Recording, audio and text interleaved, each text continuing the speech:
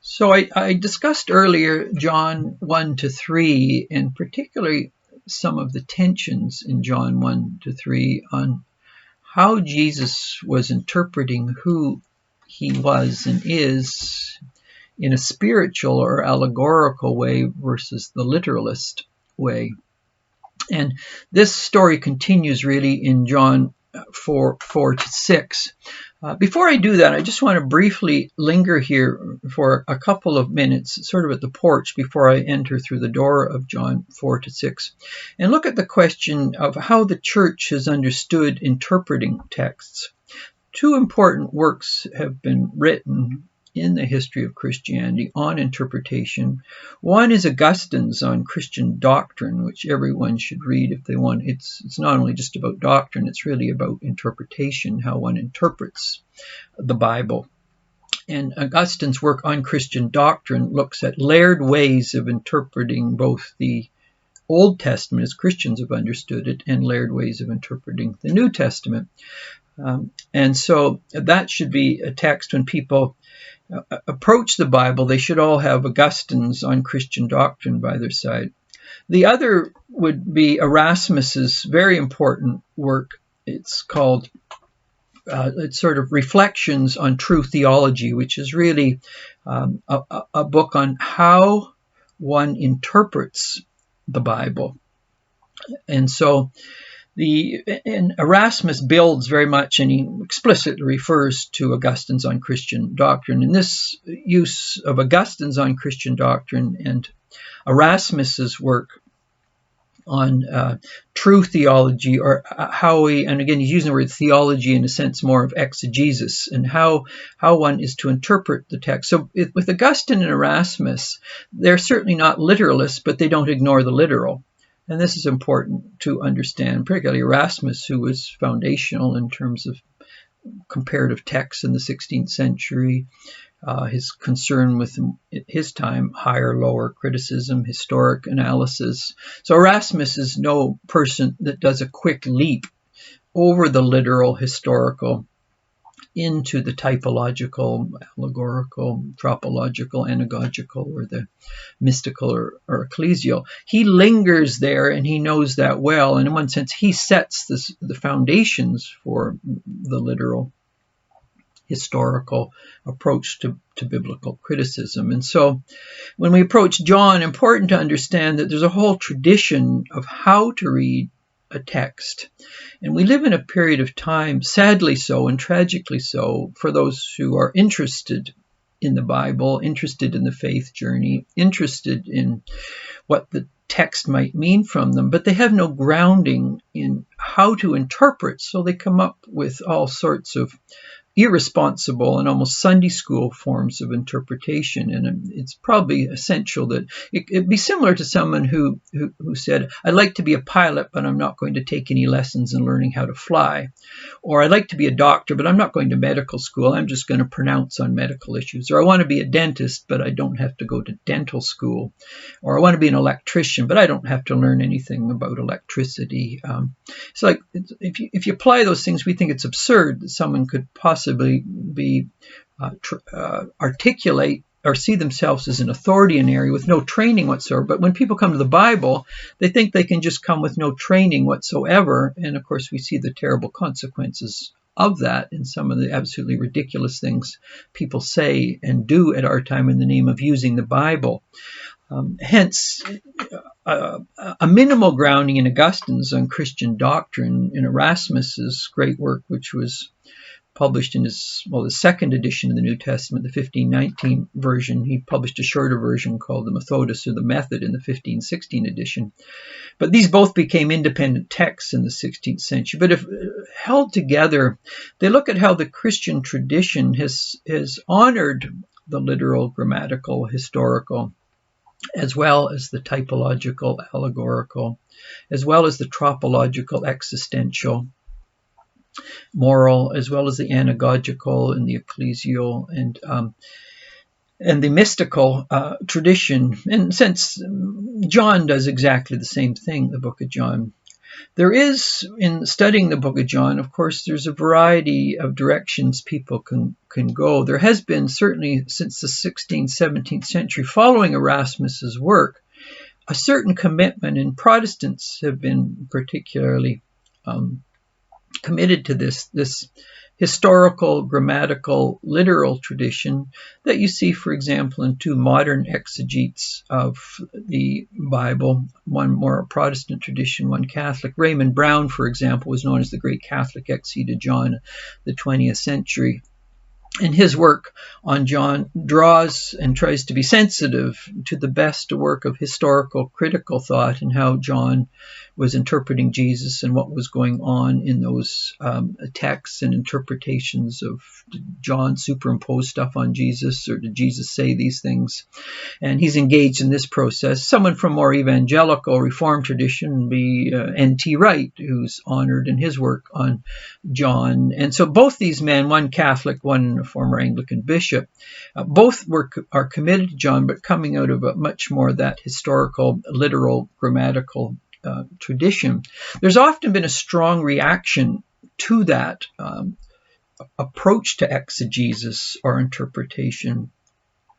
And some will argue that in that direction, they have sacrificed the other layers of interpretation that Augustine and Erasmus would have known quite well.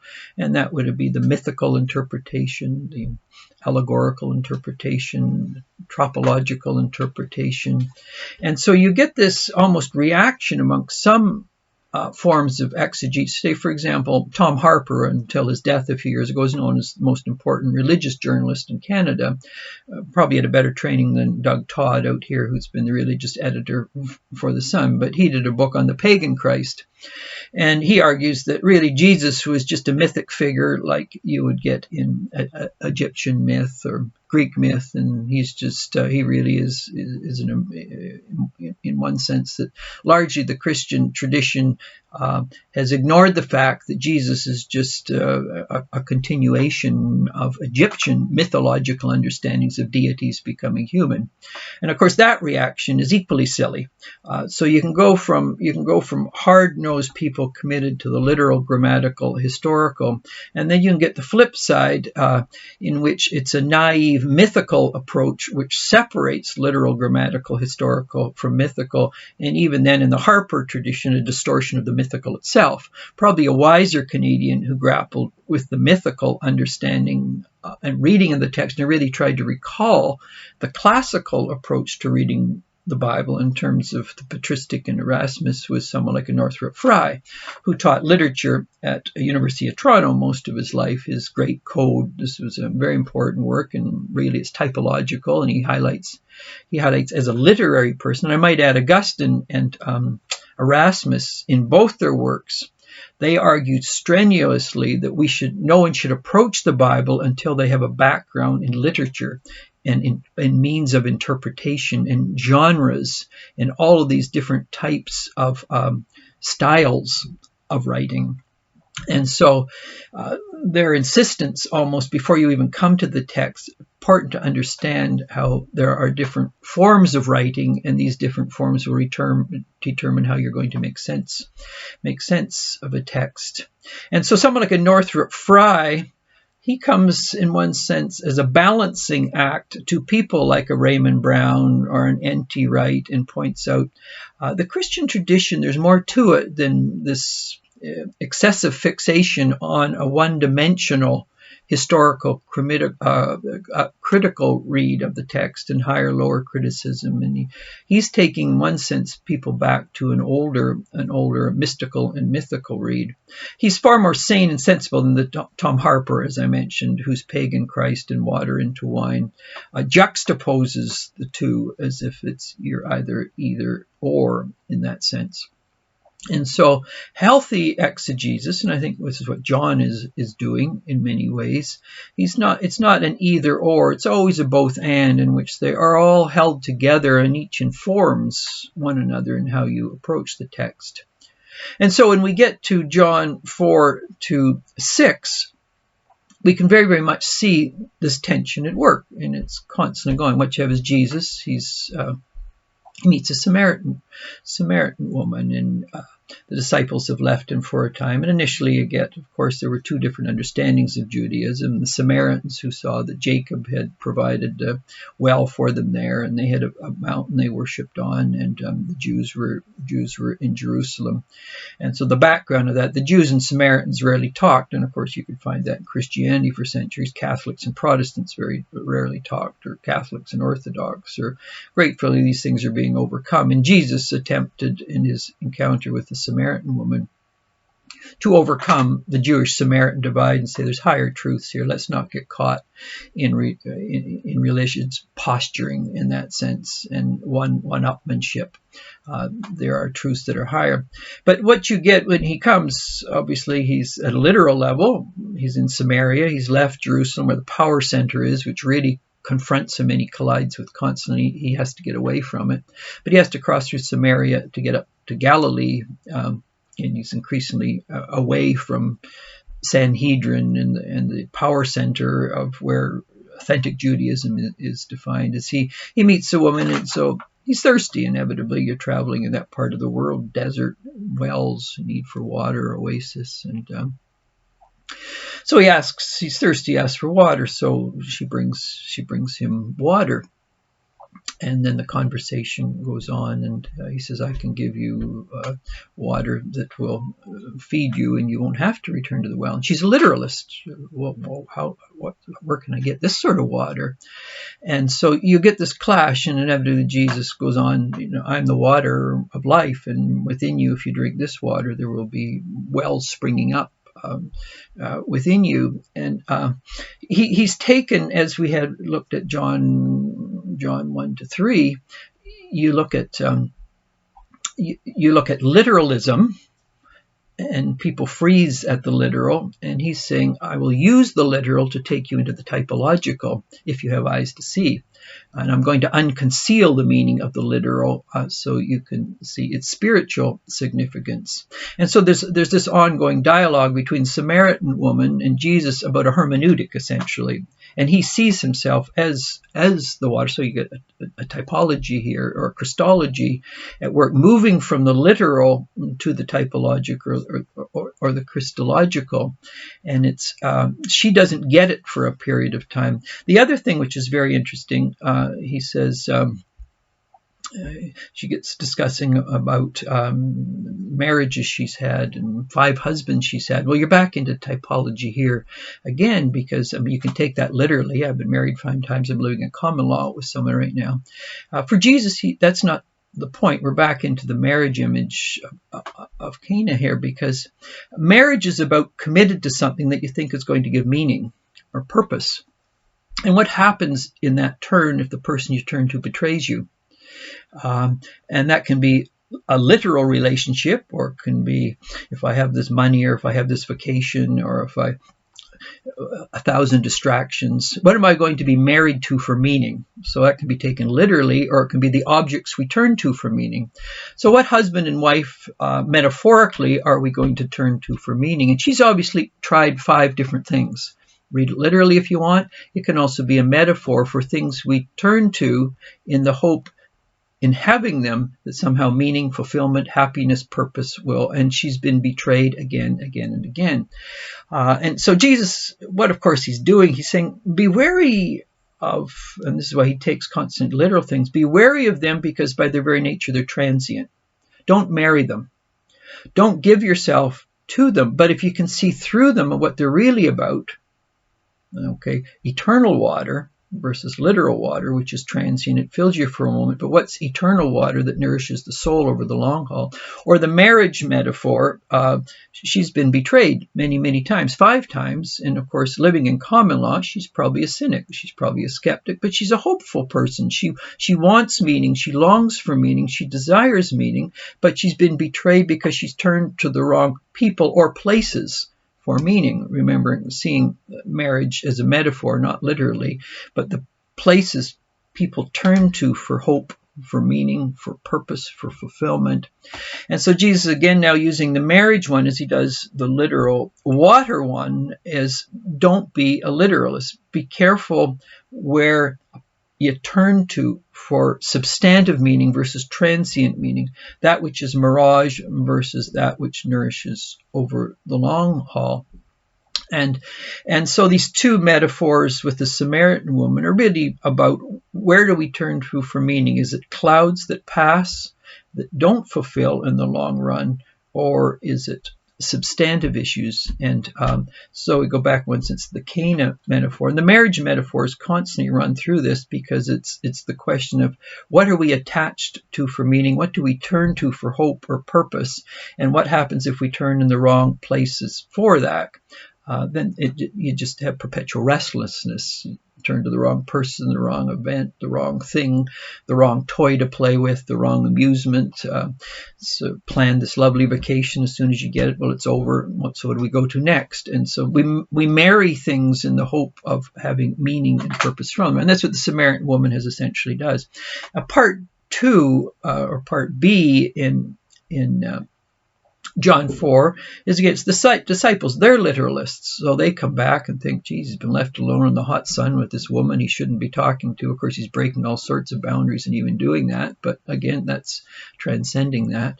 And they say, you must be hungry. And he says, oh, no, I'm not hungry. I eat the food totally full. My soul's full. And they think, well, who fed it? Well, he's talking literal. They're talking literal food. He's thinking soul food.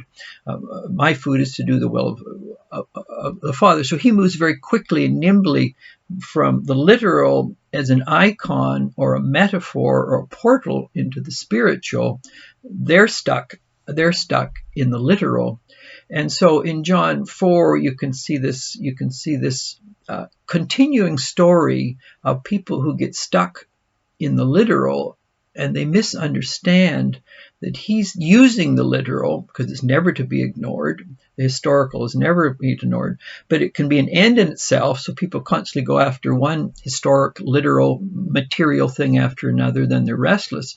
Or they merely see that as a pathway or a bridge to something much more significant and spiritual and substantive in that sense.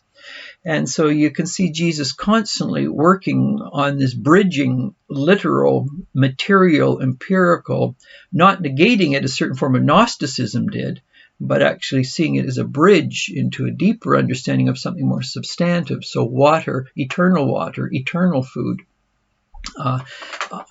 in that sense. So John 4 then really builds on John 1 to 3 of using the literal as a window into the eternal, and anyone who gets stuck on the literal, that's what idolatry essentially is at an intellectual level.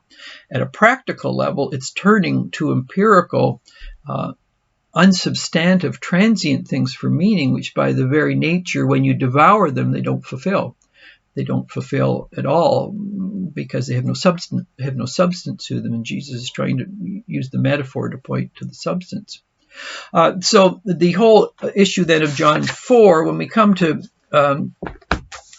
John 5, other part, of course, of John 4 is the healing of the royal persons, whether it's centurion or a royal official. We're not sure what that means. But again, what you have in something here, I mean, Jesus could have ignored the official's son, but the healing here is not just literal healing, and eventually, I mean, what he will be getting at, it's healing of the soul. So the two stories before it are really about the soul. So you're back to the literal, but he'll point to the soul. When you get to the healing at the pool, what's going on here in John 5 is, of course, we all in one form or another have a soul which is imperfect. It's crippled. We long to get to the place where there's waters that heal our hurts. And in this, the healing of the pool of the paralytic man, he comes and no one has helped him. So here you have a story of someone who's isolated. He's lonely. No one is there for him. People of greater strength can get into the pool for healing. And so Jesus comes to the person who's, in one sense, the most crippled, the most on the margins. And He brings healing to him, but again, the healing is just not for the body, because in the discussion with him when it's finished, he says, be careful now that you're feeling better, that you don't make decisions which are going to cause dilemmas in your soul. This does raise an issue, though, and this we get back to the literal again, is many of the leaders of the Jews saw he's doing the Sabbath. And for them, they were literalists. Sabbath, you don't do anything. It's a time of rest. It's a time of stepping back from work. It's a time of not healing. It's a time. So for them, Sabbath was understood in a formal way, that this is what you don't do. It's understood in a legalistic way. For Jesus, Sabbath was in fact the place of rest and healing of the soul. So the spirit of the Sabbath was misunderstood because of the form of the Sabbath, which had become frozen by some of the leaders. And so their questions, what right do you have to heal on the Sabbath? Thinking the Sabbath literally is, in fact, when a person's in pain, you let them stay in pain. And for Jesus, this would have been absurd. And so he's using this example of the Sabbath as a means of saying, what does it actually mean for people to be at rest in their soul as well as their body, to be what T.S. Eliot would call the still point in the moving world. And so there's a certain form of religiosity which confuses the form of something for the underlying spirit of it. Jesus is trying to get to the spirit of something rather than the form of it. And the Sabbath in that Jewish tradition was above all about finding rest for soul, spirit, and body. And of course, this then leads into the confrontation about who is Jesus, and who are you to heal and to break the law and to do all this. And one of the issues that constantly gets raised is the issues I mentioned the previous, and who is Jesus? And today we get people who interpret Jesus. You get the sort of all the different movements in terms of exegesis, in terms of was Jesus a political revolutionary? Certain exegetes, sort of the fads and the fashions, the exegetical fads and fashions, and you get the Jesus seminar, which was very popular a few years ago. They come and go like seasons, like weathers. Was Jesus an apocalyptic thinker? Then you get a whole range of what's going on today. Is the Jesus of the New Testament was not the real Jesus, the Gnostic Jesus, or the Gospel of Thomas is the real Jesus who brings secret knowledge. So you have the wisdom or the Gnostic Jesus. You have Jesus the rabbi, Jesus the sage, Jesus the prophet. Which is the real Jesus? And as I mentioned the latter part of my last lecture, he transcends all those reductionistic ways of understanding. He's like a towering K2 or a Mount Everest in that set. Lesser people selectively pick what they want and then shrink Jesus to their own ideological hermeneutic or interpretation. And this is what's happening with the Sabbath as well. And then, of course, the collision of Jesus with them, and he's the Lord of the Sabbath in that sense. So literalism again. So what do these religious forms mean? Not just the keeping of the forms, but their significance. And so the healing of the healing of the paralytic, again, works at various levels. The paralysis of the soul, the impotence of the soul, the inability to get to places where waters of life can be given. Of course, that takes you back to the Samaritan story of the waters of life. John is building like a Russian or Ukrainian doll, one story unfolding into the next. Now we're into the Sabbath. And then you get in all of these then... Jesus essentially says to them, you've got the text, you're interpreting Sabbath wrong, you've got your holy text, you don't even know how to interpret it, because the text points to me. And of course they say, how dare you say the text points to you? That's rather arrogant, don't you think?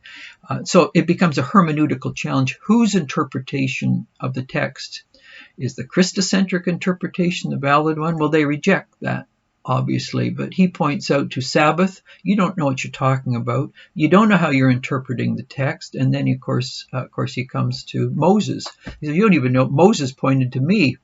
And then you don't even know it. So Abraham, Moses, text, Sabbath, you're misinterpreting. And this is very interesting when you get to, in any of these, particularly religious context. It can be political, it can be secular. It always comes down to you get various people vying for interpreting a text, and this is where you get the clash of ideologies. It can be religious, it can be political, it can be educational, it can be sports. I mean, a whole range of how police interpret things. It's the issue of hermeneutics, of interpretation, which divides people, and Jesus is very much divided in this sense, pointing out that you claim to be faithful to your tradition, but you don't understand what the tradition is pointing to and what it's all about. So you don't understand Sabbath at a practical level, which is about the healing of soul, the stillness of souls, allowing the waters of life to come in and nourish where there's a desert within and refresh a person.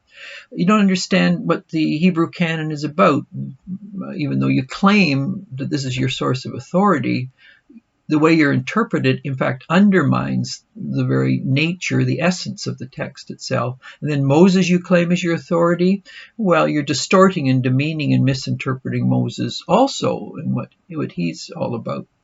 And then we come in of course, chapter 6, where Jesus, and this is really a key chapter because it's pointing to finally John 14 to 17, which is the great mystical chapters of mystical unity or connatural relationships. So it moves very quickly from the feeding of the 5,000. Of course, if you're literal, grammatical, the question is, how does that possibly done? How do you feed 5,000 with a little bit of fish and bread? And the literal, grammatical people have fumbled and stumbled and tried to make sense of, can that really happen? Is that a made-up story?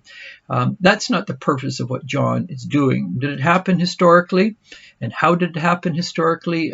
People could, at an empirical level, try and grapple with that. But what John is doing, this is the entree to the bigger issue of where it leads to a sacramental understanding of Jesus. And this is where he loses a lot of disciples, where he says, you have to drink my blood and eat my body. So initially there's the food. Okay, so the food, do we feed people? There's the miraculous sign. But is that what the story is all about? No, that again is the entree to the latter half of the chapter in which he says you have to live off. Now, if you read that literally, you're into cannibalism. Is that what Jesus, and not only if you read it literally, once a person's consumed his blood, well, it's over. So obviously he's not talking literally. And of course, some of the early criticisms of early Christianity is the sacraments. These people were eating other people's flesh. And of course, you had some of the critiques of early Christianity were literalists themselves. And so, whereas what Jesus is saying is, what does it mean to live from me and on me, to be united to me and to be with me in terms of being birthed? So we go back to the born, I won't say born again, that can be translated also born from above. There's various ways of reading that Greek. But the whole issue of food, it can be water, it can be bread. He's now taking those metaphors and applying them to how, again, what is the food we eat for meaning? Inevitably, people turn to different things, hoping it's going to slake their soul hunger, their soul appetite for purpose, for meaning. And he says basically, the bread, the body, the wine, I'm the one you turn to if, in fact, the deeper meaning of soul transformation and birthing and the food for your soul is going to be offered. Be careful of the foods, the drinks you turn to slake the hunger of the soul, because if the wrong foods are eaten, then it just perpetuates restlessness and emptiness and a running from one thing to another. Well, if I try this, if I try that, but they're all transient, they're all passing, they don't last. So what are the eternal truths of the Logos in that sense? The presence of the Logos through the Spirit, which in fact takes us to those places of deep centering. And so another word for Logos is, of course, the word exousia in Greek, is that Jesus calls forth authority in that sense, is where the deep being of Christ calls forth the deeper potential in the disciples and others. And a person who speaks with authority is not formal authority, but actually speaks into the being of the other and summons them forth in that sense, summons them forth. Interesting enough, that's of the three prefaces to Erasmus's 1516, 1519 translation of the Bible. The paraklesis is the summoning. And so when Jesus speaks with authority, exousia, he calls out of the other their true being, so that when the food or the drink they turn to are the ones that really satisfy their hunger, soul hunger at the deepest levels. And he's the one who fulfills that hunger. And so in John 6, of course, people who read it literally, they think we're into cannibalism here. We have to kill him and eat the flesh and drink the blood. And of course, that's the literalists again. Jesus constantly, and so many of them just walk away, and he says to his disciples, "You're going to go too?" And I'm sure they're a bit baffled, because taken at a literal level, it's a highly problematic statement. Taken at a typological level, as the whole really John 1 to 6 is about, it's constant literal clashing with typological, and then how are you going to respond? That's tropological, and then where does this lead? Anagogical, and then finally, of course, when you get to Acts and other things, the ecclesial element that comes out of it. And John 14:17 is very much about the mystical union, or what we call connatural relationships.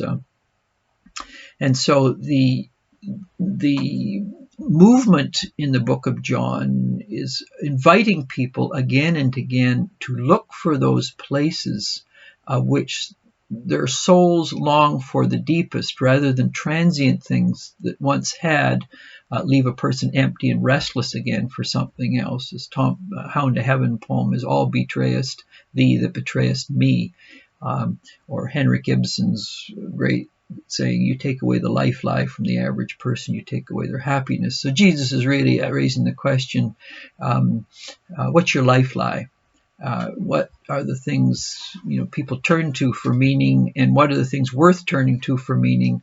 What is transient that leads a person restless? What is substantive that leads to a deep centering and stillness and quiesce or silento of soul? So John 4 to 6, it continues the story that began really in John 1 to 3, and it's really about a clash of hermeneutics and interpretations, and whose version should be trusted and why.